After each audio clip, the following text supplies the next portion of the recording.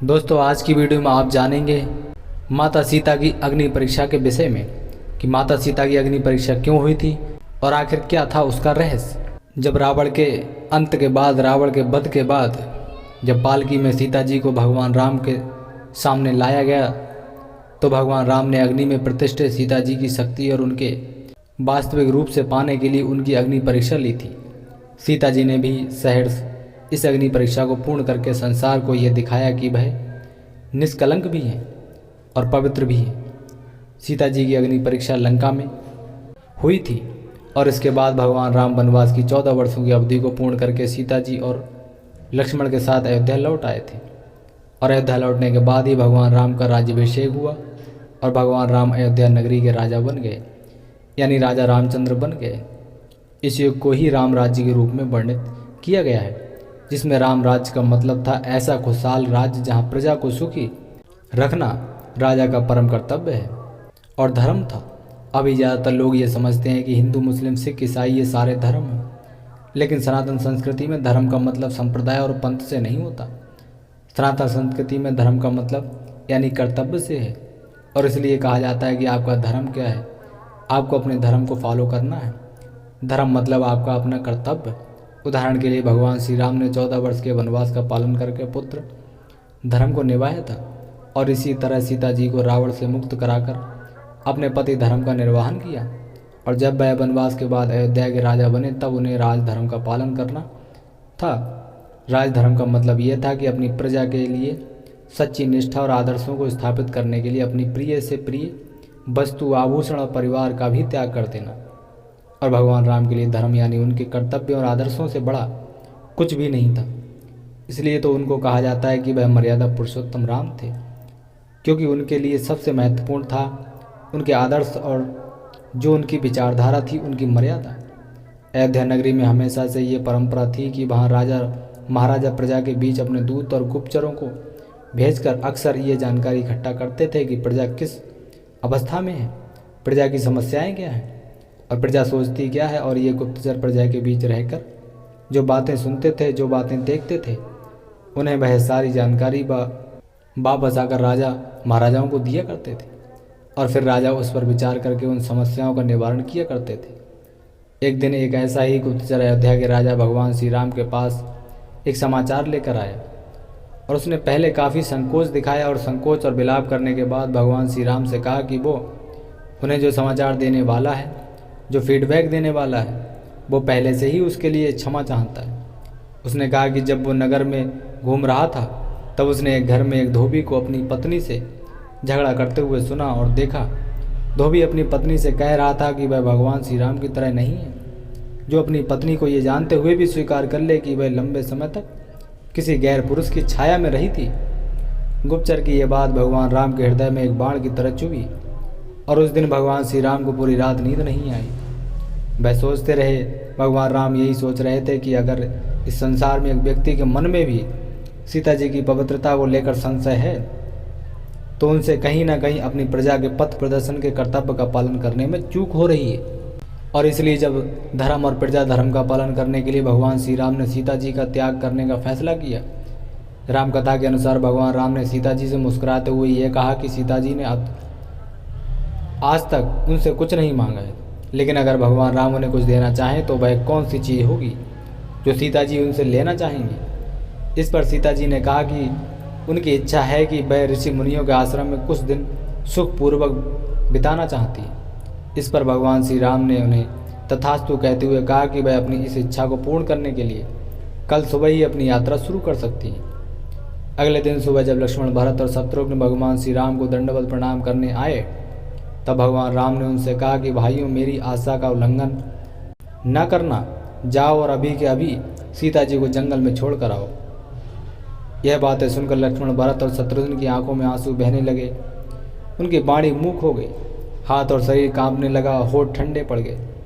इसी क्षण में शत्रुघ्न ने भगवान राम से कहा कि इस समय जब सीता जी गर्भवती हैं तब ऐसे समय में भगवान श्री राम किस कारण से सीता जी का त्याग करके उन्हें जंगल भेज रहे हैं। शत्रुघ्न के ही समान भरत ने भी रोते हुए यही कहा कि सीता जी तो अग्नि परीक्षा से होकर आई हैं, फिर अब उन्हें किस बात के लिए जंगल भेजा जा रहा है। अब किस बात की सजा? इस पर भगवान राम कहते हैं कि उनके भाइयों के वचन नैतिकता के सामान्य विचारों के अनुरूप हैं, लेकिन शासन और राजा को नीति शास्त्र के अनुसार धर्म और जन कल्याण का पोषण करना होता है। और अगर इस यात्रा में किसी कारण बस राजा से उसके वंश को कोई कलंक लगता है तो राजा को ऐसे भी किसी भी त्याग से पीछे नहीं हटना चाहिए, और वह बिल्कुल यही कर रहे हैं। इसके बाद भगवान श्री राम लक्ष्मण से कहते हैं कि अगर वो उसी क्षण सीता जी को जंगल में छोड़कर नहीं आए तो भगवान राम अपने प्राणों को त्याग देंगे। लक्ष्मण भगवान राम के किसी आदर्श को टाल नहीं सकते, इसलिए वह विवश होकर न चाहते हुए भी ऐसा करने के लिए तैयार हो गए। लक्ष्मण ने सीता जी को रथ में जाकर जंगल में गंगा नदी के उस निर्जन तट पर अकेला छोड़ दिया, जहाँ कोई दूर दूर तक मनुष्य दिखाई नहीं दे रहा था, कोई नहीं था। लेकिन इसके बाद सीता जी ने उनसे कहा कि उन्हें तो उस स्थान पर कोई आश्रम दिखाई ही नहीं दे रहा, और भगवान राम ने तो उन्हें ऋषि मुनियों के आश्रम में जाने के लिए भेजा है, लेकिन यहाँ तो ना कोई मनुष्य और ना कोई आश्रम है। इस पर लक्ष्मण कहते हैं कि वह तो सिर्फ भगवान राम के आदेश का पालन कर रहे हैं और उन्हें अब सीता जी को यहीं जंगल में अकेले छोड़कर वापस जाना होगा। इसके बाद लक्ष्मण रथ मोड़कर वहाँ से चले जाते हैं और सीता जी भी गंगा के निर्जन तट पर मूर्छित हो जाती हैं। हालांकि इसी दौरान महर्षि वाल्मीकि गंगा नदी में स्नान करके आश्रम लौट रहे थे, अपने आश्रम वापस जा रहे थे, और उनकी नज़र तब सीता जी पर पड़ी, जिसके बाद सीता जी उन्हें अपनी पूरी कथा सुनाती हैं और फिर महर्षि वाल्मीकि उन्हें अपने आश्रम में लेकर आते हैं। और इसी आश्रम में बाद में सीता जी लव और कुश को जन्म देती। राम कथा में ये भी कहा जाता है कि भगवान राम ने जंगल में छाया रूपी सीता को भेजा था और सीता जी भी इस बात को अच्छी तरह से जानती थी। इसके अलावा भगवान राम को सीता जी के चरित्र पर रत्ती भर भी किसी प्रकार का कोई संदेह नहीं था। भगवान राम सिर्फ राजधर्म को निभा रहे थे, जिसके लिए अगर उन्हें स्वयं के प्राणों का भी त्याग करना पड़ता तो वह इससे कभी पीछे नहीं हटते। यहाँ एक बड़ी बात यह है कि भगवान राम की लीला पर प्रमुख रूप से 2 ग्रंथ लिखे गए हैं, जिनमें एक है महर्षि वाल्मीकि रामायण, जिसमें महर्षि वाल्मीकि ने भगवान राम को भगवान मानते हुए नहीं लिखा। उन्होंने रामायण के अलग अलग कांड लिखे और उन्होंने जो देखा वही उन्होंने रामायण में बताया, क्योंकि वह भगवान राम के समकालीन थे, भगवान राम से प्रभावित नहीं थे। यानी उन्होंने निष्पक्ष होकर भगवान राम की कहानी लिखी, यानी वो रामायण काल में क्योंकि जीवित थे उन्होंने सब कुछ अपनी आंखों से देखा। लेकिन गोस्वामी तुलसीदास ने जब 16वीं शताब्दी में रामचरितमानस लिखी तब उन्होंने इसे पूरी तरह से अपनी भक्ति भाव से लिखा, क्योंकि वह भगवान श्री राम के भक्त थे और भगवान श्री राम को भगवान मानते हुए उन्होंने रामचरितमानस की रचना की। और भगवान कभी गलत नहीं हो सकता, इसलिए रामचरितमानस उस स्थान पर आकर समाप्त हो जाती है जहाँ भगवान राम वनवास के बाद राजा बन जाते हैं। जहाँ वह वनवास समाप्त करके अयोध्या लौटते हैं। रावण का वध करने के बाद अयोध्या लौटते हैं। अयोध्या नगरी में उनका स्वागत होता है और उनका राज्याभिषेक होता है और वह राजा रामचंद्र बन जाते हैं और फिर उनका पूरा जीवन खुशहाल हो जाता है। अयोध्या में जो लोग रहते हैं उनका जीवन खुशहाल हो जाता है और इसीलिए हम कहते हैं कि राजा रामचंद्र की जय। तो तुलसीदास की जो कहानी है रामायण की वह यहीं समाप्त हो जाती है, उन्होंने इसके आगे नहीं लिखा। जबकि महर्षि वाल्मीकि की रामायण में उत्तराखंड में वनवास के बाद सीता जी के वन में जाने का भी प्रसंग है। हालांकि कुछ लोग ये भी कहते हैं कि उत्तरकांड को बाद में जोड़ा गया था और इसकी रचना महर्षि वाल्मीकि ने नहीं की थी, ऐसा भी कहा जाता है। अब हम आपको अयोध्या का वह पहलू दिखाना चाहते हैं जो अब तक अंधकार में रहा है।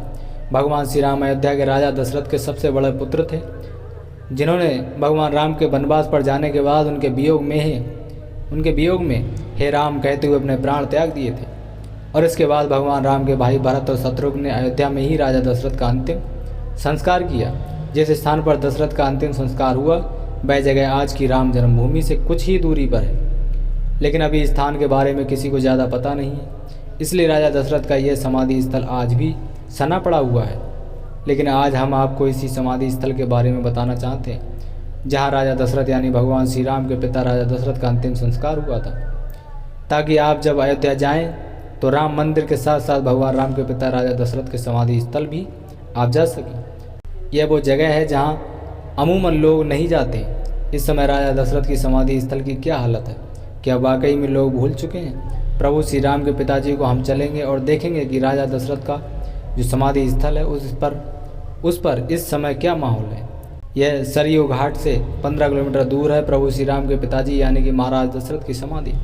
एक मंदिर का निर्माण यहाँ पर किया गया है और एक भव्य द्वार भी बनाया गया है। लेकिन जहाँ लाखों की संख्या में लोग जाते हैं, अयोध्या लोग जाते हैं हनुमानगढ़ी और रामलला के दर्शन करने, वहीं पर दूसरी तरफ एक ऐसा लगता है कि उनके पिताजी यानी कि महाराज दशरथ को तो दुनिया भूल ही गई। यहाँ पर बड़ी मुश्किल से आपको कुछ गाड़ियाँ जाती हुई नज़र आएंगी और अंदर जो मंदिर है जहाँ पर उनकी समाधि है वहाँ पर भूले भटके कोई अगर आता जाता है तो वह भी बहुत बड़ी बात मानी जाती है। एक बार अंदर चलेंगे और देखेंगे कि आप वाकई में जब अयोध्या के अंदर पैर रखने की जगह नहीं है। लोग रामलला के दर्शन के लिए भीड़ लगा के और कई सारे लोग जो हैं वह यहाँ पर पहुँचे हुए हैं। क्या उतना ही उत्साह लोगों को प्रभु श्री राम के पिताजी यानी कि दशरथ जी की समाधि देखने में भी है, या कहीं ना कहीं उनको भुला दिया गया? चक्रवर्ती महाराज प्रभु श्री राम के पिता यानी कि राजा दशरथ, उन्होंने जब अपने प्राण त्यागे थे उसके बाद उनकी एक समाधि बनाई गई थी। यहाँ पर जो समाधि आपको नज़र आ रही है यह वही जगह है जहाँ पर दशरथ जी का अंतिम संस्कार किया गया था। तो दोस्तों, माता सीता की अग्नि परीक्षा, प्रभु श्री राम और उनके पिता दशरथ से जुड़ी हमारी ये रहस्यमय जानकारी आपको कैसी लगी हमें कमेंट बॉक्स में ज़रूर बताएं। और ये वीडियो पसंद आई हो तो इस वीडियो को लाइक, चैनल को सब्सक्राइब ज़रूर करें।